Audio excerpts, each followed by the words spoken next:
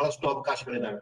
ಅದರ ಜೊತೆಗೆ banking sector ಅಲ್ಲಿನೂ ಕೂಡ ಕೃಷಿಗೆ ವಿಶೇಷವಾಗಿರ್ತಕ್ಕಂತಹ ವಿಭಾಗಗಳಿರೋದ್ರಿಂದ ಅಲ್ಲಿರ್ತಕ್ಕಂಥ ಎಲ್ಲ ಈ ಪ್ರೊಫೆಷನರಿ ಆಫೀಸರ್ಸ್ ಅಥವಾ ಕೃಷಿ ತಜ್ಞ ಅಧಿಕಾರಿಗಳಿಗೂ ಕೂಡ ನಾವು ಕೃಷಿ ಮತ್ತು ತೋಟಗಾರಿಕೆ ಹಿನ್ನೆಲೆಯಿಂದ ಬಂದಿರತಕ್ಕಂತಹ ವಿದ್ಯಾರ್ಥಿಗಳನ್ನೇ ಅವರು ಹೆಚ್ಚು ಪ್ರಿಫರೆನ್ಸ್ ಮಾಡೋದು ಮತ್ತು ಅದಕ್ಕೆ ರಿಸರ್ವ್ ಆಗಿರ್ತಕ್ಕಂತಹ ಹುದ್ದೆಗಳು ಕೂಡ ಇದ್ದಾವೆ. ಇದರ ಜೊತೆಗೆ ರಾಜ್ಯ ಮತ್ತು ರಾಷ್ಟ್ರ ಮಟ್ಟದಲ್ಲಿ ಇರ್ತಕ್ಕಂಥ ಏನು ಈ ಸಿವಿಲ್ ಸರ್ವಿಸಸ್ ಎಕ್ಸಾಮ್ಸ್ UPSC ಇರ್ಬೋದು ಅಥವಾ KPSC ಇರ್ಬೋದು, ಅವುಗಳಲ್ಲೂ ಕೂಡ ಎಲ್ಲಾ ವಿಷಯಗಳಲ್ಲಿ ನೀವು ಪದವಿಗಳ ಆ ಒಂದು ಸ್ಪರ್ಧಾತ್ಮಕ ಪರೀಕ್ಷೆಗಳನ್ನು ಕೂಡ ನೀವು ಅಲ್ಲಿ ತೆಗೆದುಕೊಳ್ಳಿಕ್ಕೆ ಸಾಧ್ಯ ಇದೆ.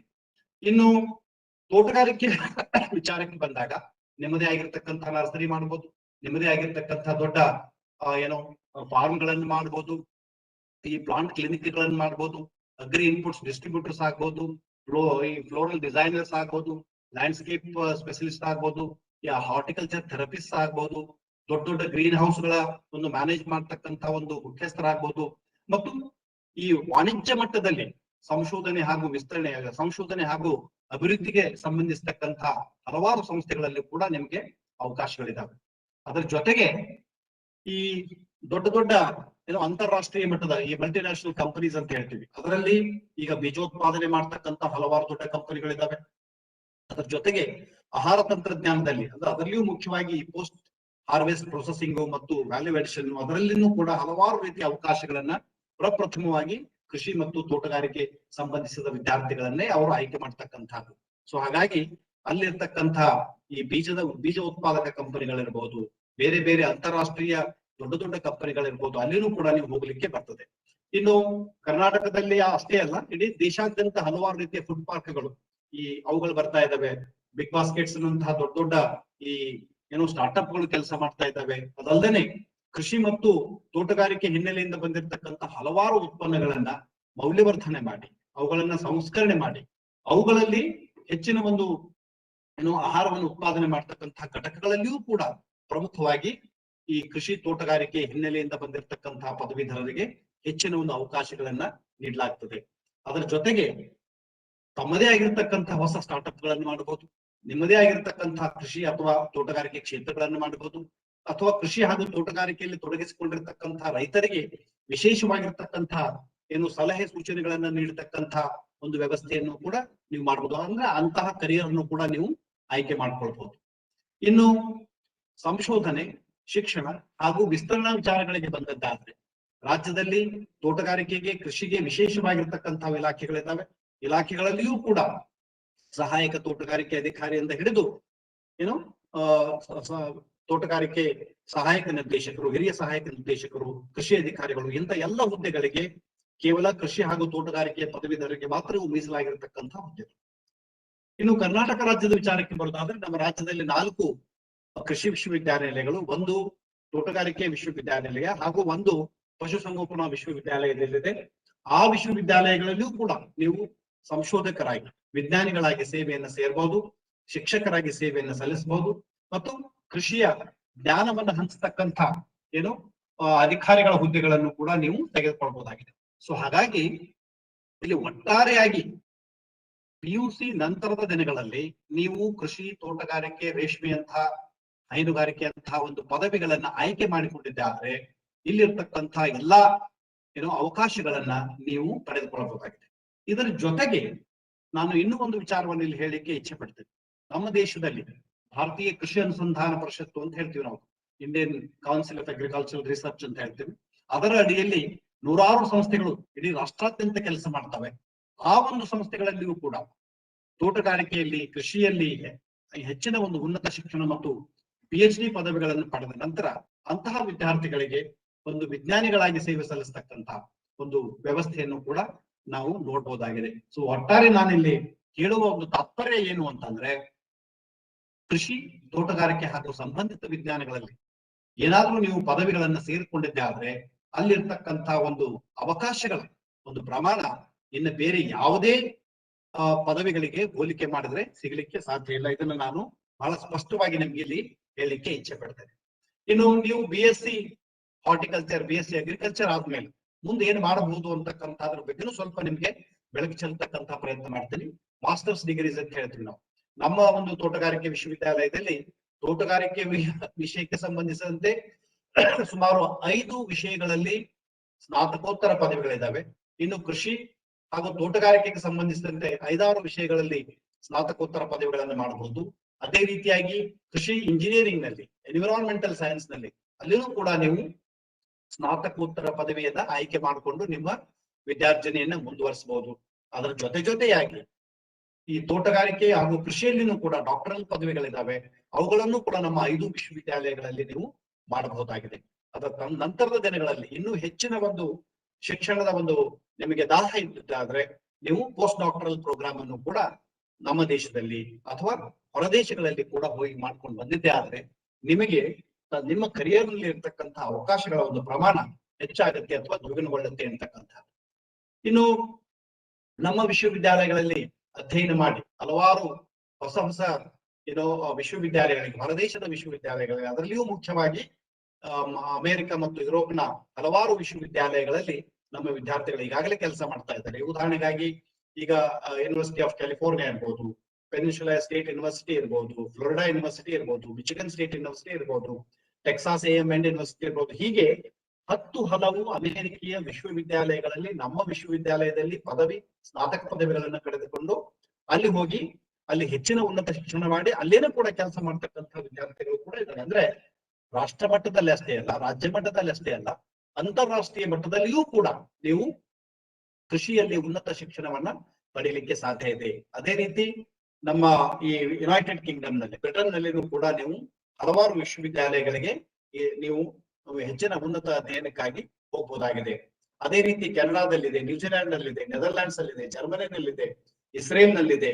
ಹಲವಾರು ವಿಶ್ವವಿದ್ಯಾಲಯಗಳು ಕೂಡ ಕೃಷಿಗೆ ಸಂಬಂಧಿಸಿರ್ತಕ್ಕಂತಹ ಪದವಿಗಳನ್ನ, ಸ್ನಾತಕೋತ್ತರ ಪದವಿಗಳನ್ನ, ಡಾಕ್ಟರಲ್ ಪದವಿಗಳನ್ನ, ಡಾಕ್ಟರೇಟ್ ನಂತರದ ಪದವಿಗಳನ್ನು ಕೂಡ ಇಲ್ಲಿ ನಿಮಗೆ ಆಫರ್ ಮಾಡ್ತಕ್ಕಂಥ ಒಂದು ಅವಕಾಶಗಳಿದಾವೆ. ಅಂದ್ರೆ ಕೇವಲ ವೈದ್ಯಕೀಯ ವಿಜ್ಞಾನದಲ್ಲಿ ಅಥವಾ ಕೇವಲ ಇಂಜಿನಿಯರಿಂಗ್ ವಿಜ್ಞಾನದಲ್ಲೇನೆ ಉನ್ನತ ಪದವಿಗಳು ಅಥವಾ ಉನ್ನತ ಹುದ್ದೆಗಳು ಅಥವಾ ಹೆಚ್ಚಿನ ಅವಕಾಶಗಳಿದೆ ಅಂತಕ್ಕಂಥದ್ದನ್ನ ನಾವು ನೋಡೋದ್ರ ಜೊತೆಗೆ ಕೃಷಿ ಹಾಗೂ ಸಂಬಂಧಿತ ಕ್ಷೇತ್ರಗಳಲ್ಲಿ ಅತಿ ಹೆಚ್ಚಿನ ಅವಕಾಶಗಳು ಕೂಡ ಇದಾವೆ.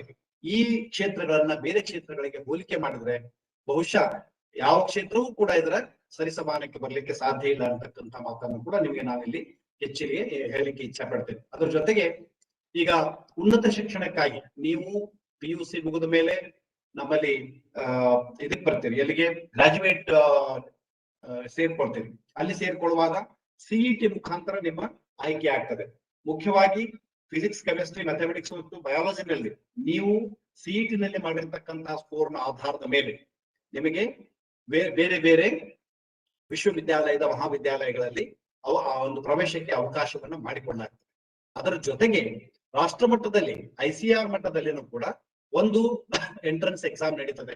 ಅದಕ್ಕೂ ಕೂಡ ನೀವು ಭಾಗವಹಿಸಬೇಕು, ಅದರಲ್ಲಿಯೂ ಕೂಡ ನೀವು ಪಾಲ್ಗೊಳ್ಳಬೇಕು. ಹಾಗೆ ಮಾಡುವ ಮುಖಾಂತರ ದೇಶದಲ್ಲಿ ಇರ್ತಕ್ಕಂತಹ ವಿವಿಧ ವಿಶ್ವವಿದ್ಯಾಲಯಗಳಲ್ಲೂ ಕೂಡ ನೀವು ನೇರವಾಗಿ ಪದವಿ ಶಿಕ್ಷಣಕ್ಕೆ ಸೇರ್ಕೊಳ್ಳಿಕ್ಕೆ ಸಾಧ್ಯ ಇದೆ. ಕೇವಲ ಕರ್ನಾಟಕ ರಾಜ್ಯದವರು ಕರ್ನಾಟಕ ರಾಜ್ಯದಲ್ಲೇನೆ ಅಧ್ಯಯನ ಮಾಡಬೇಕು ಅಂತಕ್ಕಂಥದ್ದೇನಿಲ್ಲ.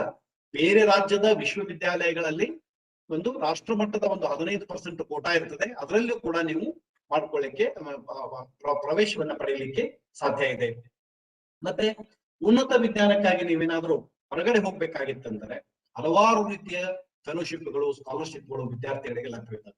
ಸೊ ಹಾಗಾಗಿ ಅದು ನಮ್ಮ ದೇಶದ ಸ್ಕಾಲರ್ಶಿಪ್ಸ್ ಇರ್ಬೋದು, ಜರ್ಮನಿ, ಆಸ್ಟ್ರೇಲಿಯಾ, USA ನಂತಹ ಸ್ಕಾಲರ್ಶಿಪ್ಗಳಿರ್ಬೋದು, ಕೊರಿಯಾ ಗವರ್ಮೆಂಟ್ ಸ್ಕಾಲರ್ಶಿಪ್ ಇರ್ಬೋದು, ಕೆಲವೊಂದನ್ನು ಮಾತ್ರ ನಾನು ಇಲ್ಲಿ ಪಟ್ಟಿ ಮಾಡ್ತಕ್ಕಂಥ ಪ್ರಯತ್ನ ಮಾಡಿದ್ದೇನೆ.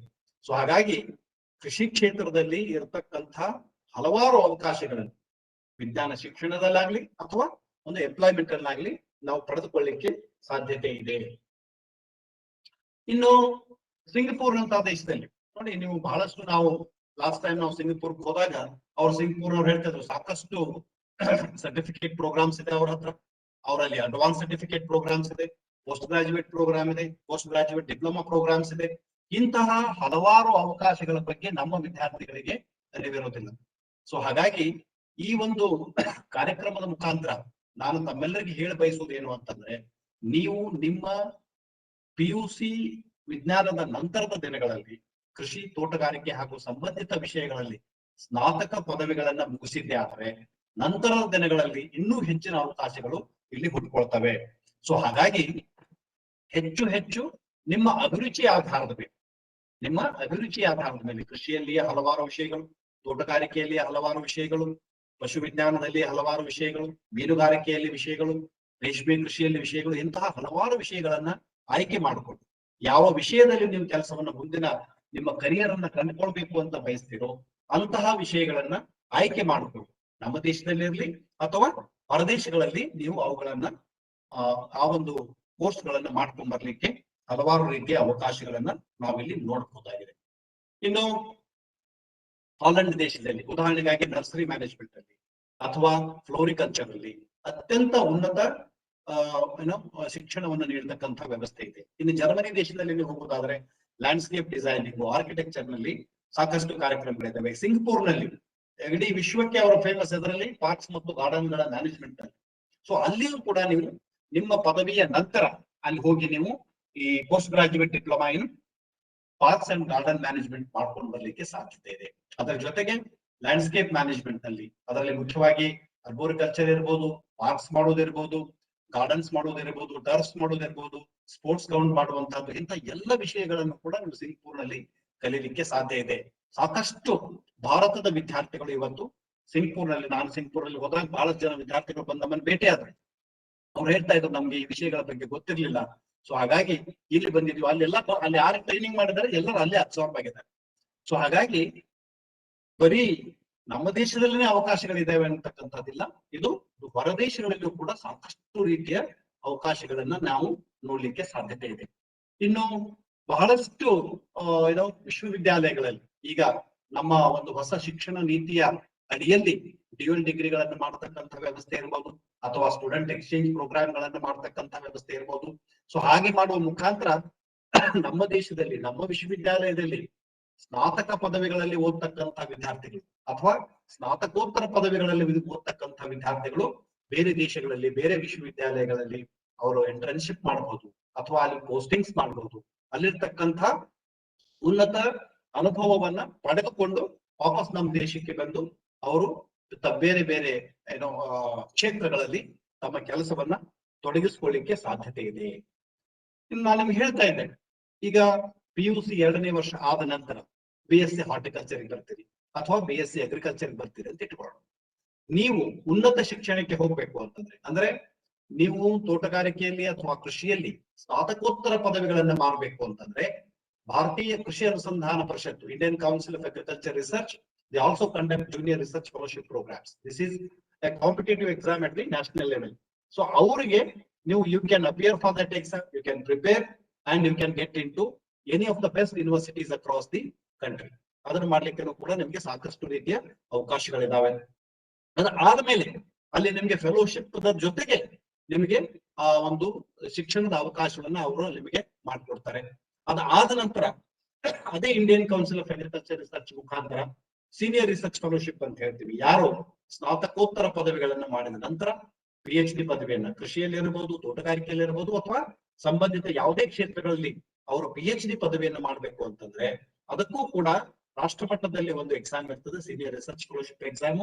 ಅದರಲ್ಲಿ ನೀವು ಹೋಗಿ ಆ ಒಂದು ಎಕ್ಸಾಮ್ ನಲ್ಲಿ ಪಾಸ್ ಆಗಿದ್ದೆ ಆದ್ರೆ ನಿಮ್ಮ ವಿದ್ಯಾರ್ಥಿ ಅಧ್ಯಯನದ ಅವಧಿಯಲ್ಲಿನೂ ಕೂಡ ನಿಮಗೆ ಫೆಲೋಶಿಪ್ ಸಹಿತವಾಗಿ ಒಂದು ಅವಕಾಶಗಳನ್ನ ಕಲ್ಪಿಸ್ತಾರೆ. ಇನ್ನು ಅದೇ ರೀತಿ ನಾವು ಈ BSc ಅದಾದ್ಮೇಲೆ ನಮ್ಗೆ ಹಲವಾರು ರೀತಿಯ UPSC ಎಕ್ಸಾಮ್ಗಳು, KPSC ಎಕ್ಸಾಮ್ಗಳನ್ನ, ಬ್ಯಾಂಕಿಂಗ್ ಎಕ್ಸಾಮ್ಗಳನ್ನ ನೀವು ಮಾಡಬಹುದಾಗಿದೆ. ಇದಕ್ಕೆ ಸಂಬಂಧಿಸಿದಂತೆ ಹಲವಾರು ರೀತಿಯ ಕೋಚಿಂಗ್ ಇನ್ಸ್ಟಿಟ್ಯೂಟ್ಸ್ ಕೂಡ ಬೆಂಗಳೂರಲ್ಲಿ ಕೆಲಸ ಮಾಡ್ತವೆ, ಬೇರೆ ಬೇರೆ ಪ್ರದೇಶದಲ್ಲಿ ಕೆಲಸ ಮಾಡ್ತವೆ. ಇನ್ನು ರಾಜ್ಯದಲ್ಲಿ ಇರ್ತಕ್ಕಂಥ ವಿಶ್ವವಿದ್ಯಾಲಯಗಳಲ್ಲಿ, ಕೃಷಿ ವಿಜ್ಞಾನ ಕೇಂದ್ರಗಳಲ್ಲಿ ಅಥವಾ ಕೃಷಿ ಸಂಬಂಧಿತ ಸಂಸ್ಥೆಗಳಲ್ಲಿ ನೀವು ಸಹಾಯಕ ಪ್ರಾಧ್ಯಾಪಕರಾಗಿ ಅಥವಾ ವಿಜ್ಞಾನಿಗಳಾಗಿ ಸೇವೆಯನ್ನ ಸಲ್ಲಿಸಬಹುದು. ಇನ್ನು ರಾಷ್ಟ್ರ ಮಟ್ಟದಲ್ಲಿ ಅಗ್ರಿಕಲ್ಚರ್ ಸೈಂಟಿಸ್ಟ್ ರಿಕ್ರೂಟ್ಮೆಂಟ್ ಬೋರ್ಡ್ ಅಂತ ನ್ಯಾಷನಲ್ ಲೆವೆಲ್ ಒಂದು ರಿಕ್ರೂಟ್ಮೆಂಟ್ ಬಾಡಿ ಇದೆ. ಇದನ್ನ Indian council of agriculture research ಗೆ ಸಂಬಂಧಿಸಿರ್ತಕ್ಕಂಥ ಎಲ್ಲ ಸಂಸ್ಥೆಗಳಿಗೆ ಏನು ಬೇಕಾಗಿರ್ತಕ್ಕಂಥ ಒಂದು ಸ್ಟ್ರೆಂತ್ ಇದೆ, ಹ್ಯೂಮನ್ ರಿಸೋರ್ಸ್ ಇದೆ, ಅವುಗಳನ್ನ ರಿಕ್ರೂಟ್ ಮಾಡತಕ್ಕಂಥ ಒಂದು ದೊಡ್ಡ ಸಂಸ್ಥೆ. ಅಲ್ಲಿ ನೀವು ಅಗ್ರಿಕಲ್ಚರ್ ಸೈಂಟಿಸ್ಟ್ ಎಕ್ಸಾಮ್ ಅನ್ನ ಪಾಸ್ ಆದ್ರೆ ಆ ನಿಮ್ಮ ಒಂದು ಮೆರಿಟ್ ರ್ಯಾಂಕ್ ನ ಆಧಾರದ ಮೇಲೆ ನಿಮ್ಗೆ ವಿಜ್ಞಾನಿಯ ಒಂದು ಹುದ್ದೆಯನ್ನ ಪ್ರಾರಂಭದಲ್ಲಿ ಕೊಡಲಾಗುತ್ತೆ.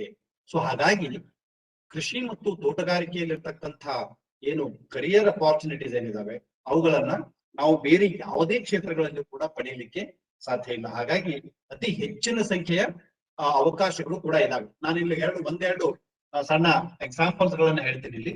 ಈಗ ನಮ್ಮ ವಿಶ್ವವಿದ್ಯಾಲಯದಿಂದ ಕಾರ್ತಿಕ್ ರೆಡ್ಡಿ ಹೇಳ್ತಕ್ಕಂಥ ಒಬ್ಬ ವಿದ್ಯಾರ್ಥಿ 2005ರಲ್ಲಿ ನಮ್ಮ ಅರ್ಭಾವಿ ಮಹಾವಿದ್ಯಾಲಯದಿಂದ ಪಾಸ್ ಆದ. ಅದಾದ ನಂತರ ಅವನಿಗೆ Indian council of agriculture research ನಲ್ಲಿ ಜೂನಿಯರ್ ರಿಸರ್ಚ್ ಫೆಲೋಶಿಪ್ ಸಿಕ್ತು. ಆಮೇಲೆ ಆಂಧ್ರದ ಕೃಷಿ ವಿಶ್ವವಿದ್ಯಾಲಯದಲ್ಲಿ ಅವನು ಅಲ್ಲಿ ತನ್ನ ಸ್ನಾತಕೋತ್ತರ ಪದವಿ ಮಾಡಿದ. ಅದಾದ್ಮೇಲೆ Indian council of agriculture research ನ ಸೀನಿಯರ್ ರಿಸರ್ಚ್ ಫೆಲೋಶಿಪ್ ನಲ್ಲಿ ಅವನಿಗೆ ಹರಿಯಾಣದ ಹಿಸಾರ್ ವಿಶ್ವವಿದ್ಯಾಲಯದಲ್ಲಿ ಅವನಿಗೆ ಅವಕಾಶ ಸಿಕ್ತು. ಅಲ್ಲಿ ಅವನು PhD ಮಾಡಿದ.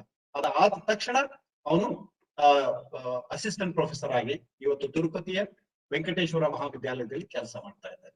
ಅದೇ ರೀತಿ ವಿಜಯ ಪ್ರಕಾಶ್ ರೆಡ್ಡಿ. ಸೊ ಹೀಗೆ ನಾನು ಯಾಕೆ ಇಲ್ಲಿ ಹೇಳ್ತಾ ಇದ್ದೇನೆ ಅಂತಂದ್ರೆ, ಹಲವಾರು ರೀತಿಯ ವಿದ್ಯಾರ್ಥಿಗಳು ಇವ್ರು ಯಾರಿಗೂ ಕೂಡ ನಾವು MSc ಮಾಡ್ತೀವಿ, PhD ಮಾಡ್ತೀವಿ, ರಾಷ್ಟ್ರ ಮಟ್ಟದಲ್ಲಿ ರಾಜ್ಯ ಮಟ್ಟದಲ್ಲಿ ವಿಜ್ಞಾನಿಗಳಾಗ್ತೀವಿ ಅಂತಕ್ಕಂಥದ್ರ ಬಗ್ಗೆ ಅವಾಗ ಸೇರುವಾಗ ಅರಿವಿರಲಿಲ್ಲ. ಇವತ್ತು ಆಮೇಲೆ ನಾವು PUC ಓದುವಾಗ ಯಾರು ಬಂದು ಈ ರೀತಿಯ ಕಾರ್ಯಕ್ರಮಗಳನ್ನ ಹಮ್ಮಿಕೊಳ್ತಿರ್ಲಿಲ್ಲ. ನಮ್ಗೆ ಕೃಷಿ ಅಂದ್ರೆ ಗೊತ್ತಿರ್ಲಿಲ್ಲ, ಕೃಷಿ ಪದವಿ ಅವುಗಳ ಬಗ್ಗೆ ಹೆಚ್ಚಿನ ಮಾಹಿತಿ ಇರಲಿಲ್ಲ. ಇವತ್ತು ನೋಡಿ ನೀವೆಲ್ಲರೂ ಲಕ್ಕಿ ಅಂತ ಹೇಳ್ಬೋದು. ನಾನು Karnataka science and technology academy ಅವರು it's a very meaningful program. ಯಾಕಂದ್ರೆ PUC ನಲ್ಲಿ ಕೆಲಸ ಓದ್ತಕ್ಕಂಥ ವಿದ್ಯಾರ್ಥಿಗಳಿಗೆ ಅಲ್ಲಿರ್ತಕ್ಕಂಥ ಕರಿಯರ್ ಅಪಾರ್ಚುನಿಟೀಸ್ ಏನೇನಿದೆ, ಕೃಷಿ ಮತ್ತು ತೋಟಗಾರಿಕೆ ಅಂತಕ್ಕಂಥದ್ರಲ್ಲಿ ಏನಿದೆ ಅಂತಕ್ಕಂಥದ್ದು ವಿಷಯವನ್ನು ನಿಮ್ ಜೊತೆಗೆ ಹಂಚ್ಕೊಳ್ತಾ ಇದ್ದೀವಿ. ಸೊ ಹಾಗಾಗಿ ನಾವು ಹಲವಾರು ವಿದ್ಯಾರ್ಥಿಗಳು ಈಗಾಗಲೇ ಕೆಲಸ ಮಾಡ್ತಕ್ಕಂಥ ವಿದ್ಯಾರ್ಥಿಗಳಿಂದ ಹೆಚ್ಚಿನ ಒಂದು ಪ್ರೇರಣೆಯನ್ನು ನಾವು ತೆಗೆದುಕೊಂಡು ಹೋಗ್ತಕ್ಕಂಥ ಒಂದು ಅವಕಾಶಗಳಿದ್ದಾವೆ. ಇನ್ನು ಶಿಕ್ಷಣ ಕ್ಷೇತ್ರದಲ್ಲಿ ನೀವು if you want to serve in the education sector, academic sector ಅಲ್ಲಿ ನೀವು ಕೆಲಸ ಮಾಡಬೇಕು ಅಂತಂದ್ರೆ ನೀವು MSc ಪದವಿಯನ್ನ ಮುಗಿಸಿದ ನಂತರ, ನಾವು ಸಾಮಾನ್ಯವಾಗಿ MSc ಅಥವಾ PhD ಪದವಿಗಳನ್ನ ಮಾಡಿದ್ವಿ, ಅಥವಾ MSc ಮಾಡಿ ರಾಷ್ಟ್ರ ಮಟ್ಟದಲ್ಲಿ ICR ನ ನೆಟ್ ಎಕ್ಸಾಮ್ ಅನ್ನ ಪಾಸ್ ಮಾಡಿದ ನಂತರ ವಿಶ್ವವಿದ್ಯಾಲಯಗಳಲ್ಲಿ ಅಸಿಸ್ಟೆಂಟ್ ಪ್ರೊಫೆಸರ್ಗಳಾಗಿ ಕೆಲಸ ಮಾಡಬಹುದು, ವಿಜ್ಞಾನಿಗಳಾಗಿ ಕೆಲಸ ಮಾಡಬಹುದು, ಎಕ್ಸ್ಟೆನ್ಷನ್ ಅಲ್ಲಿ ಏನೋ ಸ್ಪೆಷಲಿಸ್ಟ್ ಆಗಿ ಕೆಲಸ ಮಾಡಬಹುದು, ಬ್ರೀಡರ್ಸ್ ಆಗಿ ಕೆಲಸ ಮಾಡಬಹುದು. ಹೀಗೆ ಹಲವಾರು ಸಂಘ ಸಂಸ್ಥೆಗಳಲ್ಲಿ ನೀವು ಅಕಾಡೆಮಿಷಿಯನ್ಸ್ ಆಗಿ ಕೆಲಸ ಮಾಡಬಹುದು.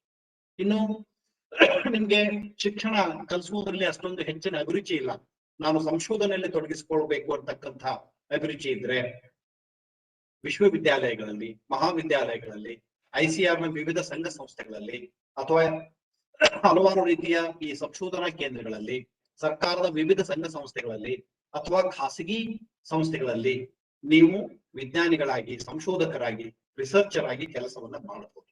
ಇದರಲ್ಲಿ ಮುಖ್ಯವಾಗಿ ಪ್ರೈವೇಟ್ ಕಂಪನಿಗಳಂದ್ರೆ ಸೀಡ್ ಕಂಪನಿಗಳಿರ್ಬೋದು, ಪ್ರೊಸೆಸಿಂಗ್ ಯೂನಿಟ್ಸ್ ಇರ್ಬೋದು, ಅಲ್ಲಿನೂ ಕೂಡ R&D ವಿಭಾಗಗಳಿರ್ತವೆ. ಅಂತಹ ವಿಭಾಗಗಳಲ್ಲಿ ನಿಮ್ಮ ಸ್ನಾತಕೋತ್ತರ ಪದವಿಗಳ ನಂತರ ಹಲವಾರು ರೀತಿಯ ಅವಕಾಶಗಳನ್ನ ನಿಮಗೆ ಕಲ್ಪಿಸಲಾಗ್ತದೆ. ಇನ್ನು ಸಿವಿಲ್ ಸರ್ವಿಸ್ ನಲ್ಲಿ ನಾನು ಹೇಳ್ತೀನಿ ನಿಮ್ಗೆ ಈಗಾಗಲೇ ಸಾಕಷ್ಟು ಜನ ವಿದ್ಯಾರ್ಥಿಗಳು ನಮ್ಮಲ್ಲಿ BSc ಅಗ್ರಿಕಲ್ಚರ್ ಮಾಡಿದವರು, MSc ಹಾರ್ಟಿಕಲ್ಚರ್ ಮಾಡಿದವರು, ಇವತ್ತು ಅವರು ಇಲ್ಲಿ ನಮ್ಮ ಈಗ ಅನೂಪ್ ಶೆಟ್ಟಿ ಅಂತ ಹೇಳಿ ಈಗ ಕೊಪ್ಪಳದಲ್ಲಿ ಸೂಪರಿಂಟೆಂಡೆಂಟ್ ಆಫ್ ಪೊಲೀಸ್ ಇದ್ದಾರೆ, ನಮ್ಮ ವಿದ್ಯಾರ್ಥಿ. ಅದೇ ರೀತಿ ಮಲೆ ಮಹದೇಶ್ವರ ನನ್ನ IFS ಅಧಿಕಾರಿ ಆಗಿರ್ತಕ್ಕಂಥ ಪ್ರಶಾಂತ್ ಕುಮಾರ್, ಮೊನ್ನೆ ನನ್ನೊಬ್ಬರು ಕಾಣ್ಲಿಕ್ಕೆ ವೆಸ್ಟ್ ಬೆಂಗಾಲ್ ನಿಂದ ಬಂದಿದ್ರು. ಅವರೆಲ್ಲರೂ ಕೂಡ ಇದೇ ಮಹಾವಿದ್ಯಾಲಯಗಳಲ್ಲಿ ಕಲಿತು ಇವತ್ತು ರಾಜ್ಯ ಮಟ್ಟದಲ್ಲಿ, ರಾಷ್ಟ್ರ ಮಟ್ಟದಲ್ಲಿ ಒಬ್ಬ ಖ್ಯಾತ ಅಧಿಕಾರಿಗಳಾಗಿ ಕೆಲಸ ಮಾಡ್ತಾ ಇದ್ದಾರೆ.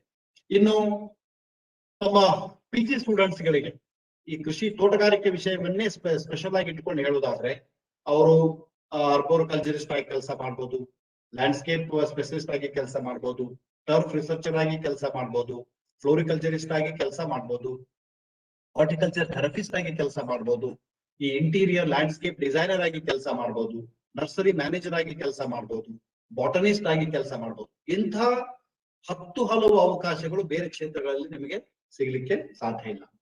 ಅದರ ಜೊತೆಗೆ ನೀವು ಹಲವಾರು ರೀತಿಯ ನಿಮ್ಮದೇ ಆಗಿರ್ತಕ್ಕಂಥ ಸ್ಟಾರ್ಟ್ಅಪ್ ಗಳನ್ನು, ಕಂಪನಿಗಳನ್ನು ತೆಗೆದುಕೊಂಡು ಕೆಲಸನೂ ಮಾಡಬಹುದು. ಈಗ ಏನು ಬೇರೆ ಬೇರೆ ವಿದ್ಯಾರ್ಥಿಗಳ ಒಂದು ಎಕ್ಸಾಂಪಲ್ ಅನ್ನು ನಿಮಗೆ ನಾನು ಹೇಳ್ತಾ ಇದ್ದೆ, ಹೆಚ್ಚಿನ ಉದಾಹರಣೆಗಳನ್ನು ಕೊಡ್ಲಿಕ್ಕೆ ಬಹುಶಃ ಸಮಯದ ಅಭಾವದಿಂದ ಮಾಡ್ಲಿಕ್ಕೆ ಆಗ್ಲಿಕ್ಕಿಲ್ಲ. ಇನ್ನು ಸೇಲ್ಸ್ ಡಿವಿಷನ್ ಅಲ್ಲಿ ಹಲವಾರು ರೀತಿ MNCಗಳಲ್ಲಿ ಈ ಬೀಜ ಮತ್ತು ಈ ರಸಗೊಬ್ಬರಗಳ ಕಂಪನಿಗಳಲ್ಲಿ ನೀವು ಸೇಲ್ಸ್ ವಿಭಾಗದಲ್ಲಿ ಕೆಲಸ ಮಾಡಬಹುದು. ಈ ಬ್ರೀಡರ್ ಆಗಿ ವೆಜಿಟೇಬಲ್ ಪ್ರೊಡಕ್ಷನ್ ಗಳಲ್ಲಿ ಕೆಲಸ ಮಾಡಬಹುದು, ಟಿಶ್ಯೂ ಕಲ್ಚರ್ ಮಾಡ್ತಕ್ಕಂಥ ಹಲವಾರು ದೊಡ್ಡ ದೊಡ್ಡ ಸಂಘ ಸಂಸ್ಥೆಗಳಿದಾವೆ, ಅವುಗಳಲ್ಲಿ ಕೆಲಸ ಮಾಡಬಹುದು. ಸೀಡ್ಲಿಂಗ್ ಪ್ರೊಡಕ್ಷನ್, ಬೇಸಿಕಲಿ ಈ ನಮ್ಮ ವೆಜಿಟೇಬಲ್ ಸೀಡ್ಲಿಂಗ್ಸ್ ಪ್ರೊಡಕ್ಷನ್ಗೆ ತುಂಬಾನೇ ಅಂದ್ರೆ ಆರೋಗ್ಯವಂತವಾಗಿರ್ತಕ್ಕಂತಹ ಸಸ್ಯಗಳ ಉತ್ಪಾದನೆಯನ್ನು ಮಾಡಿ ರೈತರಿಗೆ ಹಂಚತಕ್ಕಂತಹದ್ದೇನಿದೆ ಅದು ಕೂಡ ದೊಡ್ಡ ಒಂದು ಒಂದು ಅವಕಾಶದ ಒಂದು ದಾರಿ ಅಂತ ಹೇಳಿದ್ರೆ ಬಹುಶಃ ತಪ್ಪಾಗ್ಲಿಕ್ಕಿಲ್ಲ. ಸೊ ಹಾಗಾಗಿ ಹಲವಾರು ರೀತಿಯ ಅವಕಾಶಗಳನ್ನ ನೀವು ನೋಡಬಹುದಾಗಿದೆ. ಇನ್ನು ನಮ್ಮ ಕಾರ್ತಿಕ್ ಅನ್ನುವಂಥವ್ರು, ಅವರು ಕೂಡ ಇವತ್ತು ನಾಮಧಾರಿ ಸೀಡ್ ನಲ್ಲಿ ಕೆಲಸ ಮಾಡ್ತಾ ಇದ್ದಾರೆ. ಅವರು ಕೇವಲ MSc ಹಾರ್ಟಿಕಲ್ಚರ್ ಫ್ಲೋರಿಕಲ್ಚರ್ ಅಲ್ಲಿ ಮಾಡ್ಕೊಂಡು ಬಂದಿರತಕ್ಕಂಥವ್ರು. ಸೊ ಹಾಗಾಗಿ ಈ MNCಗಳಲ್ಲಿ ಮುಖ್ಯವಾಗಿ ಫ್ಲವರ್ ಬ್ರೀಡಿಂಗ್ ಇರಬಹುದು, ಫ್ಲವರ್ ಪ್ರೊಡಕ್ಷನ್ ಅಂತ ಕಂಪನಿಗಳು, ಈಗ ಪ್ಯಾನ್ ಅಮೆರಿಕನ್ ಸೀಡ್ ಕಂಪನಿ ಇದೆ, ಸಕಾಟಾ ಇದೆ, ಸಿಂಜೆಂಟಾ ಇದೆ, ಬೆನರಿ ಇದೆ, ಟಕಾಯಿ ಇದೆ, ಸೆಲೆಕ್ಟಾ ಇದೆ, ಇಂತಹ ಹಲವಾರು ಜಸ್ಟ್ ನಾವು 4 ಎಕ್ಸಾಂಪಲ್ಗಳನ್ನು ನಾನಿಲ್ಲಿ ಹೇಳೋದಕ್ಕೆ ಇಚ್ಛೆ ಪಟ್ಟಿದ್ದೇನೆ. ಇದು ದೊಡ್ಡ ಲಿಸ್ಟೇ ಇದೆ. ಸೊ ಹಾಗಾಗಿ ಯಾವ ಯಾವ ಕ್ಷೇತ್ರಗಳಲ್ಲಿ ನಿಮ್ಮನ್ನು ನೀವು ಸ್ಪೆಷಲೈಸ್ಡ್ ವಿಜ್ಞಾನಿಗಳನ್ನಾಗಿ ಗುರುತಿಸ್ಕೊಳ್ತಿರೋ ಅಂತಹ ಕ್ಷೇತ್ರಗಳಲ್ಲಿ ಹಲವು ಅವಕಾಶಗಳನ್ನ ನಾವು ನೋಡ್ಬೋದಾಗಿದೆ. ಇನ್ನು ಹಾರ್ಟಿಕಲ್ಚರ್ ದಲ್ಲೇನೆ ನಾವು ವಿಶೇಷವಾಗಿ ನೋಡಿದ್ದಾದ್ರೆ ಅಲ್ಲಿ ನಾನು ಹೇಳಿದೆ ನಿಮ್ಗೆ, ಅರ್ಬೋರಿಸ್ಟ್ ಆಗಿ ಕೆಲಸ ಮಾಡ್ಬೋದು, ಟ್ರೀ ಅಸೆಸರ್ ಆಗಿ ಕೆಲಸ ಮಾಡ್ಬೋದು, ಅರ್ಬನ್ ಫಾರೆಸ್ಟರ್ ಆಗಿ ಕೆಲಸ ಮಾಡ್ಬೋದು, ಟ್ರೀ ಸರ್ವಿಸ್ ಟೆಕ್ನಿಷಿಯನ್ಸ್ ಆಗಿ ಕೆಲಸ ಮಾಡ್ಬೋದು, ಬಾಟನಿಕಲ್ ಗಾರ್ಡನ್ ಮೇಂಟೈನ್ ಮಾಡುವಂತಹದ್ದು ಅಥವಾ ಹಾರ್ಟಿಕಲ್ಚರ್ ಗಾರ್ಡನರ್ ಆಗಿ ಕೆಲಸ ಮಾಡ್ಬೋದು, ಬಾಟನಿಸ್ಟ್ ಆಗಿ ಕೆಲಸ ಮಾಡ್ಬೋದು, ಪ್ಲಾಂಟ್ ಬಯಾಲಜಿಸ್ಟ್ ಆಗಿ ಕೆಲಸ ಮಾಡ್ಬೋದು, ಇನಾಲಜಿಸ್ಟ್ ಅಂದ್ರೆ ನಮ್ಮ ಈ ಇದೆಯಲ್ಲ ನಮ್ಮ ಈ ದ್ರಾಕ್ಷಾರಸ ಮಾಡ್ತಕ್ಕಂಥದ್ದು, ಆವಾಗಲೂ ವಿದ್ಯೆ ಸ್ಪೆಷಲಿಸ್ಟ್ ಆಗಿ ಕೆಲಸ ಮಾಡ್ಬೋದು, ಮತ್ತೆ ಫ್ಲೋರಿಕಲ್ಚರಿಸ್ಟ್ ಆಗಿ ಕೆಲಸ ಮಾಡ್ಬೋದು. ಗ್ರೀನ್ ಹೌಸ್ ಇಂಡಸ್ಟ್ರಿ ಅಂಕೂ ತುಂಬಾನೇ ಬೆಳೀತಾ ಇದೆ. ಗ್ರೀನ್ ಹೌಸ್ ಗಳಿಗೆ ತರಬೇತಿ ಹೊಂದಿದ ನಿರ್ವಾಹಕರು, ಮ್ಯಾನೇಜರ್ಗಳು ಸಿಗ್ತಾ ಇಲ್ಲ, ಅಂತಲ್ಲಿಯೂ ಕೂಡ ಸಾಕಷ್ಟು ಕರಿಯರ್ ಅಪಾರ್ಚುನಿಟೀಸ್ ಇದೆ. ನಿಮ್ಮದೇ ಆಗಿರ್ತಕ್ಕಂಥ ಬಿಸಿನೆಸ್ ಕನ್ಸಲ್ಟೆನ್ಸಿ ಮಾಡಬಹುದು, ಮತ್ತೆ ಎಕ್ಸ್ಟೆನ್ಷನ್ ಏಜೆಂಟ್ಸ್ ಆಗಿ, ಅಂದ್ರೆ ನಿಮ್ಗೆಲ್ಲ ಗೊತ್ತಿರಬಹುದು, ದೇಶದಲ್ಲಿ ಇರ್ತಕ್ಕಂತಹ ರೈತರಿಗೆ ಸುಮಾರು 20 ರಿಂದ 25% ರೈತರನ್ನ ಹೊರತುಪಡಿಸಿದ್ರೆ ಇನ್ನುಳಿದ 75% ರೈತರಿಗೆ ಒಂದು ಮುಖ್ಯವಾಹಿನಿಯಲ್ಲಿ ಅವರಿಗೆ ಈ ವಿಸ್ತರಣಾ ಮಾಹಿತಿ ಸಿಗ್ತಕ್ಕಂಥದ್ರಲ್ಲಿ ಕೂಡ ಸಾಕಷ್ಟು ಸಮಸ್ಯೆಗಳಿದ್ದಾವೆ. ಸೊ ಹಾಗಾಗಿ ನೀವು ಬಹಳಷ್ಟು ಆ ಒಂದು ವಿಷಯದಲ್ಲಿ ಅಭಿರುಚಿಯನ್ನು ತೆಗೆದುಕೊಂಡದ್ದೇ ಆದ್ರೆ ವಿಜ್ಞಾನಿಗಳಾಗಿ ಸ್ಪೆಷಲಿಸ್ಟ್ ಆಗಿ ನೀವು ರೈತರಿಗೆ ಮಾಹಿತಿಯನ್ನ, ಮಾರ್ಗದರ್ಶನವನ್ನ, ಕ್ಷೇತ್ರ ಬೆಂಬಲವನ್ನು ಕೊಡ್ತಕ್ಕಂಥ ಪ್ರಯತ್ನವನ್ನು ಕೂಡ ನೀವು ಮಾಡಬಹುದಾಗಿದೆ. ಸೊ ಹಾಗಾಗಿ ನೀವೇ ನರ್ಸರಿ ಮ್ಯಾನೇಜ್ ಮಾಡ್ಬೋದು, ನಿಮ್ಮದೇ ನರ್ಸರಿ ಸ್ಟಾರ್ಟ್ ಮಾಡ್ಬೋದು. You can have your own big nursery unit. All such things can be planned by all the students from agriculture and horticulture sectors. So like this we have few more examples. Udaharanegi Srikanth idare. Srikanth is one fellow who is exceptionally good in vertical gardens, roof gardens, green screens. ಆ ತರದ ಒಂದು ವ್ಯವಸ್ಥೆಗಳಲ್ಲಿ ಅವರು ತಮ್ಮನ್ನು ತಾವು ತೊಡಗಿಸಿಕೊಂಡಿದ್ದಾರೆ. ನೋಡ್ಬೋದು ಅಲ್ಲಿ ಸ್ಟೂಡೆಂಟ್ ನಿಂತಿದ್ದಾರೆ. ಸೊ ಇಂತಹ ಅವಕಾಶಗಳನ್ನ ನೀವು ಮಾಡ್ಕೊಂಡು ಹೋಗ್ಲಿಕ್ಕೆ ಬಹಳಷ್ಟು ಸ್ಕೋಪ್ ನಮ್ಮಲ್ಲಿದೆ. ಇನ್ನು ಅದೇ ರೀತಿ ನಮ್ಮ ಒಂದು ವಿಜ್ಞಾನಿಗಳು, ನಮ್ಮ ಒಂದು ವಿದ್ಯಾರ್ಥಿಗಳು ಇವತ್ತು ಟಾಟಾ ಸ್ಟೀಲ್ಸ್ ಜಮ್ಶೆಡ್ಪುರ್ ಇರ್ಬೋದು, ಇಲ್ಲಿ ಗುರುಗಾಂವದಲ್ಲಿ ಇರ್ತಕ್ಕಂಥ RSP ಡಿಸೈನ್ಗಳನ್ನು ಎಲ್ಲವುಗಳನ್ನು ಕೂಡ ನಮ್ಮ ವಿದ್ಯಾರ್ಥಿಗಳೇ, ನಮ್ಮ ವಿಶ್ವವಿದ್ಯಾಲಯದಿಂದ ಹೋಗಿರ್ತಕ್ಕಂಥ ವಿದ್ಯಾರ್ಥಿಗಳು ಇವತ್ತು ಲಕ್ಷ ಸಂಬಳಗಳನ್ನ ಅವರು ತೆಗೆದುಕೊಳ್ತಕ್ಕಂಥ ಒಂದು ವಿಚಾರ ಕೂಡ ಬಹಳ ಮುಖ್ಯವಾಗಿರ್ತಕ್ಕಂಥ. ಸೊ ಹಾಗಾಗಿ ನಾವು ಈ ಲ್ಯಾಂಡ್ಸ್ಕೇಪ್ ಟೆಕ್ನಾಲಜಿನಲ್ಲಿ ಇವತ್ತು ಎಲ್ಲಾ ಕಡೆ ಗ್ರೀನ್ ಬಿಲ್ಡಿಂಗ್ಸು, ಗ್ರೀನ್ ಟೆಕ್ನಾಲಜಿ ಅಂತ ಹೇಳ್ತಕ್ಕಂಥ ವಿಚಾರ ಬಂದಾಗ ನೀವು ಈಗ ಗ್ರೀನ್ ಹೌಸ್ ಮ್ಯಾನೇಜರ್ ಆಗದೆ ಇರ್ಬೋದು ಅಥವಾ ಲ್ಯಾಂಡ್ಸ್ಕೇಪ್ ಇಂಜಿನಿಯರ್ ಇರ್ಬೋದು. ಈಗ ನಮ್ಮ ಮಿಡ್ಲ್ ಈಸ್ಟ್ ಕಂಟ್ರಿಗಳಲ್ಲಿ, ಯುರೋಪಿಯನ್ ಕಂಟ್ರೀಸ್ ನಲ್ಲಿ, ಅಮೆರಿಕದಲ್ಲಿ, ನಮ್ಮ ದೇಶದಲ್ಲಿ ಹಲವಾರು ರೀತಿಯ ಅವಕಾಶಗಳಿದ್ದಾವೆ. ನಮ್ಗೆ ಬೇಕಾಗಿರ್ತಕ್ಕಂಥ ಸ್ಪೆಷಲಿಸ್ಟು, ಟೆಕ್ನಿಷಿಯನ್ಸು ಅಥವಾ ಟ್ರೈನ್ಡ್ ಎಕ್ಸ್ಪರ್ಟ್ಸ್ ನಮಗೆ ಸಿಗ್ತಾ ಇಲ್ಲ. ಸೊ ಹಾಗಾಗಿ ಅಂತಹ ಒಂದು ಅವಕಾಶಗಳನ್ನ ನೀವು ತೆಗೆದುಕೊಳ್ಳಿಕ್ಕೆ ಸಾಧ್ಯ ಇದೆ ಅಂತ ಹೇಳಿದ್ರೆ ಬಹುಶಃ ತಪ್ಪಾಗ್ಲಿಕ್ಕಿಲ್ಲ. ಸೊ ಅದೇ ರೀತಿ ಫಾರ್ಮ್ ಕನ್ಸಲ್ಟೆನ್ಸಿ, ನಾನು ಹೇಳಿದೆ ನಿಮಗೆ, ಈ ಅಗ್ರಿಕಲ್ಚರ್ ಆರ್ಬಿಟ್ರೇಷನ್, ಫಾರ್ಮ್ ಇನ್ಪುಟ್ಸ್ ಕಂಪನಿಗಳಿಗೆ ಅಡ್ವೈಸರ್ ಆಗಿ ಕೆಲಸ ಮಾಡುವಂತಹದ್ದು, ಅವರಿಗೆ ಬೇಕಾಗಿರ್ತಕ್ಕಂತಹ ಸಂಶೋಧನೆಯನ್ನು ಮಾಡುವಂತಹದ್ದು. ಸೊ ಇಂತಹ ಎಲ್ಲ ರೀತಿಯ ವಿಚಾರಗಳನ್ನ ನೀವು ನಿಮ್ಮ ಕರಿಯರ್ ನಲ್ಲಿ ಅಳವಡಿಸಿಕೊಂಡು ಅತಿ ಹೆಚ್ಚಿನ ಒಂದು ಸಮೃದ್ಧವಾಗಿರತಕ್ಕಂತಹ ಕರಿಯರ್ನ ನೀವು ಮಾಡ್ಕೊಂಡು ಹೋಗ್ಲಿಕ್ಕೆ ಸಾಧ್ಯತೆ ಇದೆ. ಇನ್ನು ಅದರ ಜೊತೆಗೆ ರಿಯಲ್ ಎಸ್ಟೇಟ್ ಇಂಡಸ್ಟ್ರಿಗಳಲ್ಲಿ ಈಗ ನಿನ್ನೆಲ್ಲ ಮೊನ್ನೆ ಇದನ್ನ ನೋಡ್ಲಿಕ್ಕೆ ಹೋಗಿದ್ದೆ. ಇಲ್ಲಿ ಹೀರಾನಂದಾನಿದು ಒಂದು ದೊಡ್ಡದೊಂದು ಲೇಔಟ್ ಇದೆ. ಅಲ್ಲಿ 5-6 ಜನ ಹಾರ್ಟಿಕಲ್ಚರ್ ಸ್ಟೂಡೆಂಟ್ಸ್, ಅವರು ಗ್ರಾಜುಯೇಟ್ಸ್, ಕೇವಲ ಗ್ರಾಜುಯೇಟ್ಸ್ ಇವತ್ತು ಸುಮಾರು 1.5 ರಿಂದ 2 ಲಕ್ಷ ರೂಪಾಯಿಗಳ ಸಂಬಳವನ್ನು ತೆಗೆದುಕೊಂಡು ಅಲ್ಲಿ ಕೆಲಸ ಮಾಡ್ತಾ ಇದ್ದಾರೆ. ಅಂದ್ರೆ ನಾನು ಯಾಕೆ ಹೇಳ್ತಾ ಇದ್ದೇನೆ ಅಂದ್ರೆ ಈ ದೊಡ್ಡ ದೊಡ್ಡ ಅರ್ಬನ್ ಸಿಟಿಗಳಲ್ಲಿ, ಮೆಟ್ರೋ ಸಿಟಿಗಳಲ್ಲಿ ಅಲ್ಲಿರ್ತಕ್ಕಂಥ ಏನು ಹೊಸ ಹೊಸ ಬಿಲ್ಡಿಂಗ್ಗಳಲ್ಲಿ ಅವರಿಗೆ ಲ್ಯಾಂಡ್ಸ್ಕೇಪ್ ಮಾಡೋದಾಗ್ಲಿ, ಅಲ್ಲಿ ಹಾರ್ಟಿಕಲ್ಚರ್ ಮಾಡೋದಾಗ್ಲಿ, ಟೆರೇಸ್ ಗಾರ್ಡನಿಂಗ್ ಮಾಡೋದಾಗ್ಲಿ, ರೂಫ್ ಗಾರ್ಡನಿಂಗ್ ಮಾಡೋದಾಗ್ಲಿ, ಬಾಲ್ಕನಿಗಳಲ್ಲಿ ಗಾರ್ಡನಿಂಗ್ ಮಾಡೋದಾಗ್ಲಿ, ಹೀಗೆ ಹಲವಾರು ಅವಕಾಶಗಳನ್ನ ಸೃಷ್ಟಿಸಿಕೊಳ್ಳಿಕ್ಕೆ ಸಾಧ್ಯ ಇದೆ. ಕೇವಲ ನೀವು ಜಾಬ್ಗಳಿಗಾಗಿನೇ ಈ ಪದವಿಗಳನ್ನ ಮಾಡಬೇಕಾಗಿಲ್ಲ, ನಿಮ್ಮ ವೈಯಕ್ತಿಕವಾಗಿಯೂ ಕೂಡ ನೀವು ಹಲವು ಅವಕಾಶಗಳನ್ನ ತೆಗೆದುಕೊಳ್ಳಬಹುದಾಗಿದೆ. ಅದರ ಜೊತೆಗೆ ಇತ್ತೀಚಿನ ದಿನಗಳಲ್ಲಿ ಆಫ್ರಿಕಾದಲ್ಲಿನೂ ಕೂಡ ಬಹಳಷ್ಟು ಈ ತೋಟಗಾರಿಕೆಯ ಏನು ಎಕ್ಸ್ಪರ್ಟ್ಸ್ ಇದ್ದಾರೆ, ಹಾರ್ಟಿಕಲ್ಚರಲ್ ಕನ್ಸಲ್ಟೆಂಟ್ಸ್ ಗೆ plenty of opportunities across African countries. Even we have a lot of our students in Ethiopia, Uganda, Kenya, and Tanzania. Basically, there are positions like general manager, project manager, production managers, technical managers, which are connected to horticulture development, horticulture plant production, nursery production, horticulture big farm management. All such opportunities are there even in African countries. If you look at the banking sector, we have Brenda, who is an AGM in NABARD. She is also from our agricultural background. So you can start your career. You know, NABARD is one big national level, banking institute, which has a very, profound presence across the country. So you can start your career as a manager, assistant manager, development assistant. There are many other opportunities. We have a lot of people who are even serving as general managers, chief general managers. And if you go towards the regular, banking sectors, there we have agricultural officers and, probationary officers. If you look at the 2019, results, maximum number of all these banking jobs are backed by our agriculture students. Now, what I'm trying to say here is banking sector is one big sector where students from agriculture, horticulture can find their wonderful career. If you look at the opportunities in government jobs, this is a very interesting thing. We have CPWD, Central Public Works Department, which has a separate horticulture wing. We have Delhi Development Authority, Archaeological Survey of India, Greater Noida Authority, Railways, Airport Authority of India, several universities, defense estates, Army Farm Corps, National Highway Authority of India. All these are opportunities available for students both under national, union as well as state government institutions. And if you look at the self-employment opportunities, if people are not interested to take up jobs, you can become an entrepreneur. Definitely, you can become a progressive farmer. You can become a scientific entrepreneur. You can become a commercial businessman. You can have your big nurseries. You can have commercial production units. You can have avenues in landscaping. Both you can do it in residential sector, institutional sector, hotels, resorts, vertical gardening, terrace gardening, seed production, processing industries, waste utilization industry. Several such opportunities are available. If at all you want to become a self, you want to run your own business, you want to become an entrepreneur, you can do it. And I always say, key to success is that you have to think about it. Today, this is an opportunity provided by Karnataka State Science and Technology Academy for you to think about agriculture, horticulture in the light sector. You might not have thought of it. Whenever I talk to any PUC student, they talk only about either medical or engineering. So there are many other sectors which have profound professional growth opportunities for students. I would suggest you to look into these opportunities and take it further. So this is where I stop. I still would like to just share a few things.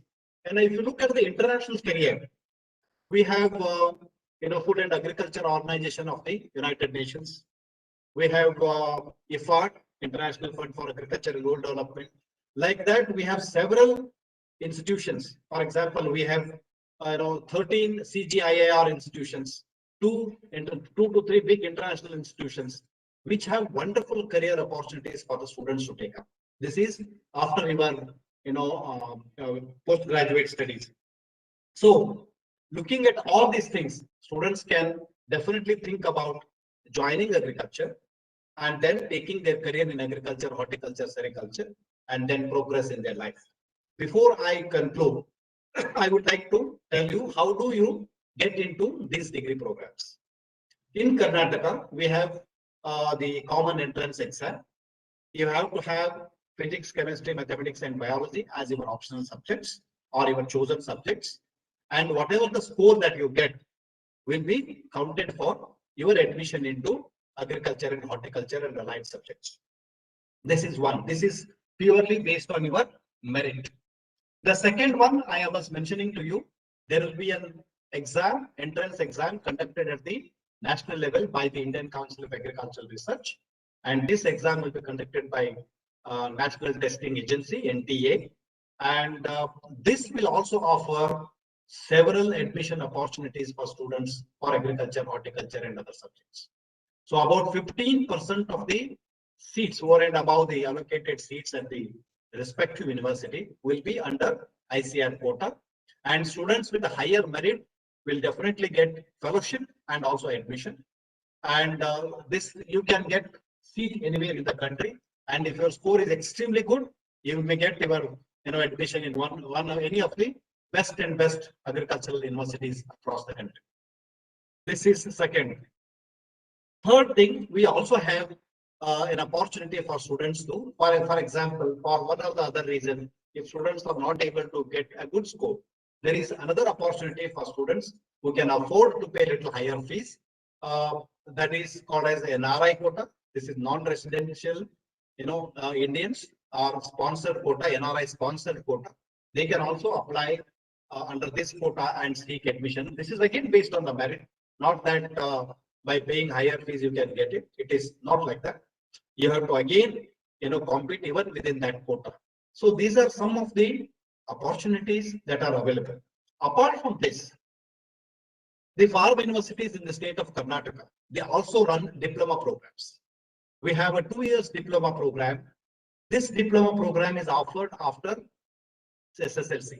It means this will not be very useful to the students who are in PUC.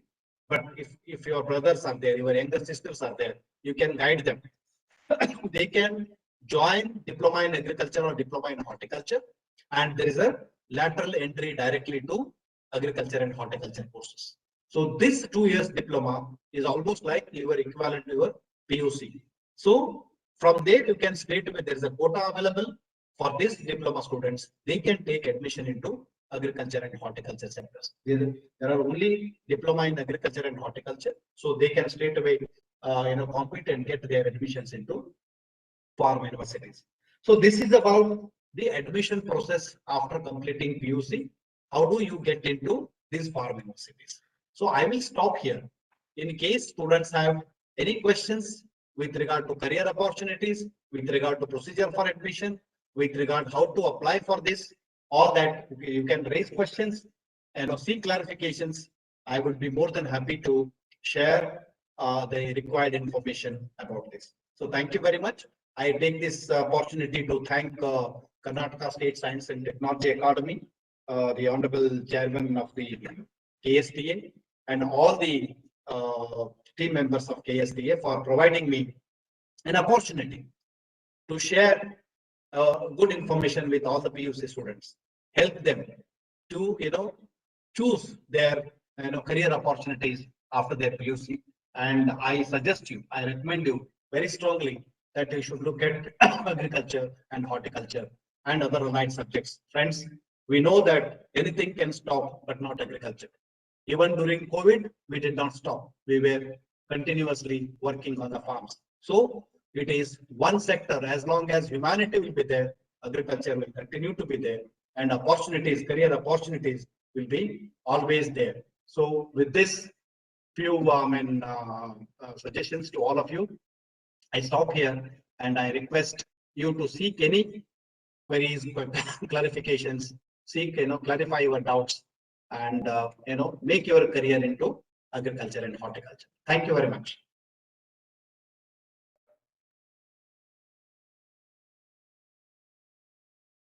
ಬಹಳ ಧನ್ಯವಾದಗಳು Ashok Allur sir.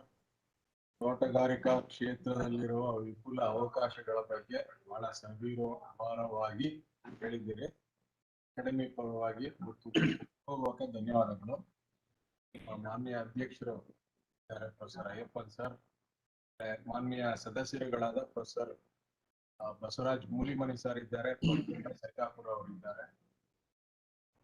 Sir, ತಮ್ಮ comments ಏನಾದ್ರು ಇದ್ರೆ ತಿಳಿಸಬಹುದು. Professor Mulimani sir, professor Saidapur sir.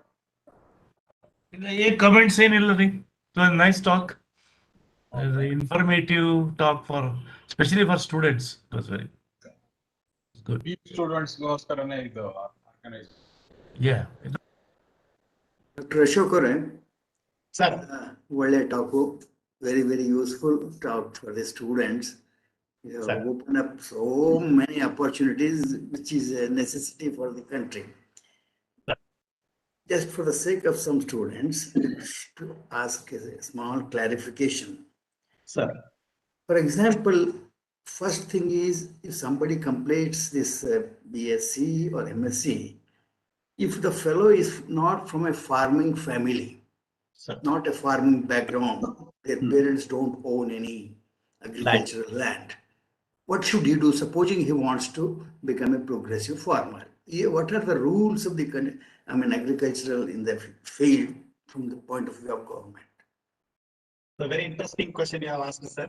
And maybe post-COVID scenario, I have been receiving lot of queries and questions from the guys who were into IT sector, who were never connected, who never studied agriculture. They are now coming into agriculture sector. In case a student has completed his BSc agriculture or horticulture, and if he or she wants to take up agriculture or horticulture as a career, sir, we have a lot of ample opportunities. They can, rent out a small piece of land, or they can find out on a partnership with somebody who is already into agriculture.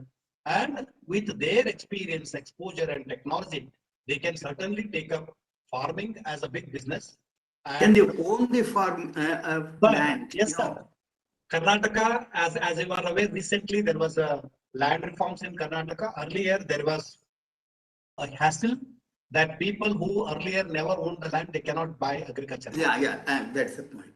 So that is not there now, and students can definitely take buy land and start their agriculture, and they can become model farmers and showcase best technologies to other fellow farmers in the place Thank where you. they are.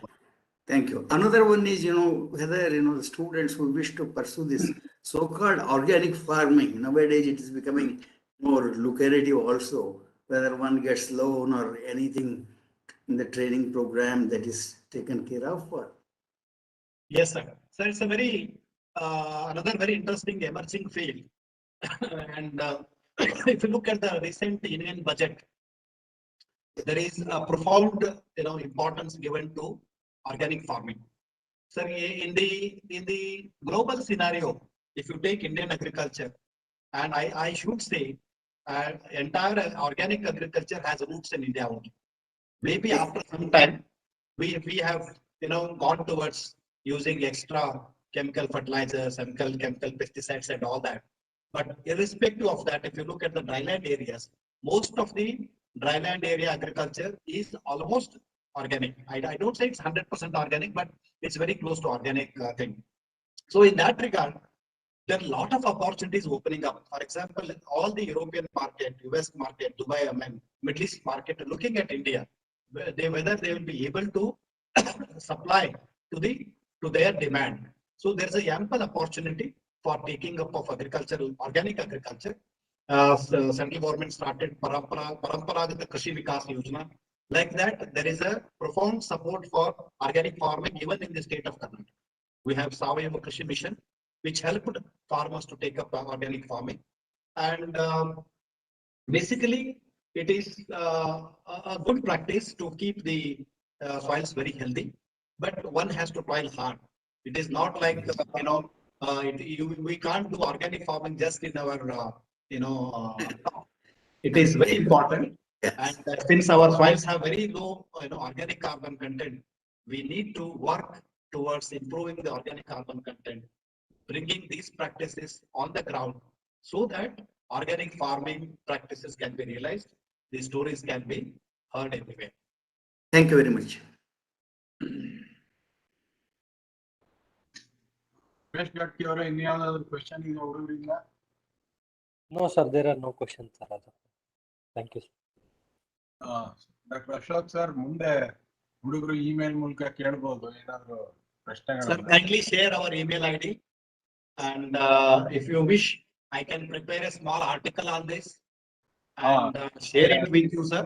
And you can definitely share it, put it on the KSTA website. No, sir, we are bringing out a small booklet. We will give it to you. Yeah, we'll be printing it out if you can kindly give us the right. That will be very nice.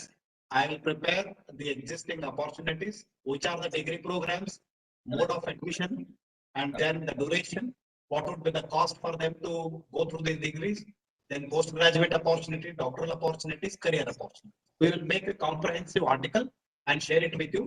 Kindly include that in the booklet. Also request you to put this on the KSTA website so that the students can visit and take the information. Sir, actually, one more question. See, some people would like to join horticulture or agriculture, even if they're, even if they don't get on merit seat, they would like to join an NRI quota. If Sir. somebody has to join an NRI quota, he should be an NRI or somebody from. Very interesting question, sir. There are two things. One, if a student is not able to realize or get a seat under CET or under NTA quota, there is an opportunity among all the 5 state universities, right? They have a quota. They call them as NRI or NRI sponsored quota. In this NRI means as to a guy who is a non-resident India, so children of non-resident India, they can join under this quota. Or any student who is interested to join agriculture, horticulture related courses can be sponsored by a non-resident Indian. And here again, the allocation will be based on the merit. Fee structure is little high. For example, I will share, sir. If you take University of Horticultural Sciences, Bagalkot, on an annual basis, we charge anywhere between 4,000 to 6,000 US dollars. That will be equivalent rupees in India. They have to pay as a 1-year fee. If you take the example of University of Agricultural Sciences, Bangalore, their fee structure is $8,000 and its equivalent Indian rupees they have to pay. And apart from that, around 25,000 rupees is a tuition fee. So they can apply under NRI sponsored quota or NRI quota. Every year there will be a notification, and under the notification they have to apply with their all information and their sponsorship support promises, and then they will be called for counseling, and based on the merit they will be again allocated with the seats. So this is possible. Thank you very much, sir, for a very nice, informative, insightful and scholarly talk on how students can enter horticulture and agriculture universities. I'm sure students will be highly benefited by your talk. And as you said, if you can kindly give the notes, it will be very much useful for students in the future as well. Thank you very much, sir. On behalf of KST, thank you very much. I'm also thankful to our Honorable Chairman, Professor Ayyappan sir, for chairing the session. I'm also grateful to our esteemed members of KSTA, Professor Basuraj Moulimani sir and Professor Saidapur sir, for kindly joining this webinar and gracing the session. Thank you very much. I thank all the participants, both who have joined on Cisco WebEx and YouTube. Tomorrow again, there will be one more talk by an expert. All of you kindly join by 4 o'clock. Thank you very much. Thank you, sir.